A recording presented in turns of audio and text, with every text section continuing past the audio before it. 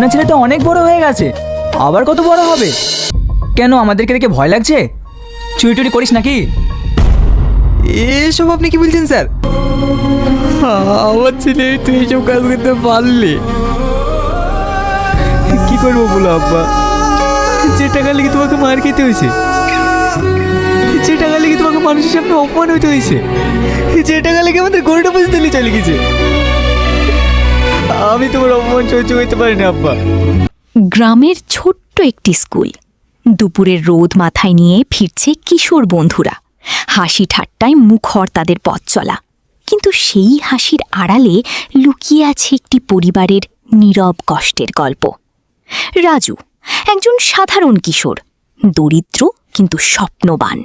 তার বুকে লুকানো অনুভূতি যা সে প্রকাশ করতে চায় তার বান্ধবী মেঘার কাছে, কিন্তু মেঘা তার কথায় কান না দিয়ে হেসে উড়িয়ে দেয়।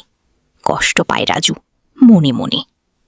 রাজুর বাবা জাব্বার আলী দক্ষিণ পাড়ার এক সৎ ও পরিশ্রমী মানুষ, কিন্তু সুদের জালে আটকে গেছেন তিনি। মহাজন কালাম নির্দয়, লোভী। টাকা না পেয়ে সে একদিন জাব্বারের একমাত্র গরুটি জোর করে তুলে নিয়ে যায়। মাথায় আঘাত পান জাব্বার, সন্তানের চোখ ভরে ওঠে জলে। ঘরে ফিরে জাব্বারের স্ত্রী কাঁদতে কাঁদতে বলেন, আমি তোমাকে বারবার বলেছিলাম সুদের টাকায় ঘর বানাতে যেও না, এখন এত টাকা কোথায় পাবে? জাব্বার শান্ত কণ্ঠে বলেন, চিন্তা করো না, আমি ঠিক শোধ করে দেব। কিন্তু রাজু জানে এই কথা শুধুই সান্ত্বনা, বাস্তবতা অনেক কঠিন। সেদিন রাতে রাজু ঘুমাতে পারে না। বাবার কষ্টের মুখ তার চোখের সামনে ভাসে। সে সিদ্ধান্ত নেয় স্কুল ছেড়ে বাবার সাথে কাজে যাবে। কিন্তু জাব্বার ছেলেকে বুকে টেনে বলেন, তুই ছোট, মাঠে অনেক কষ্ট, তুই শুধু পড়াশোনা কর, তোকে একদিন বড় অফিসার হতে হবে।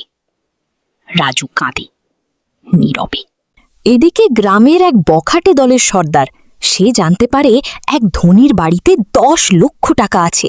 সে তার দলকে পাঠায় চুরি করতে, কিন্তু তারা ব্যর্থ হয়।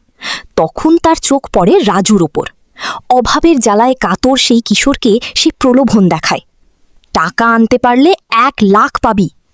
রাজু একটু থামে, তারপর রাজি হয়ে যায়। রাজু সেই রাতে একা বেরিয়ে পড়ে। বাবার অপমান, মায়ের চোখের জল, গরু হারানোর বেদনা সব মিলিয়ে তার মাথা ঘুরছিল। সে টাকা এনে দেয় সর্দারকে, পরিশোধ করে কালামের ৭৫,০০০ টাকা। গরু ফিরে আসে বাড়িতে।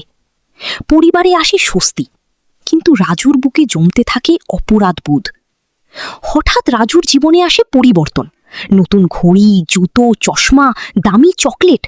প্রতিবেশীরা ফিসফিস করে, স্যার সন্দেহের চোখে তাকান, কিন্তু রাজু মুখ খোলে না। একদিন স্যার এসে হাজির, হাতে সিসিটিভি ফুটেজ, রাজুর চুরির প্রমাণ। জাব্বার ভেঙে পড়েন, কাঁদতে কাঁদতে জিজ্ঞেস করেন, তুই এই কাজ করলি? রাজু মাথা তুলে দাঁড়ায়, চোখে জল কিন্তু কণ্ঠ দৃঢ়।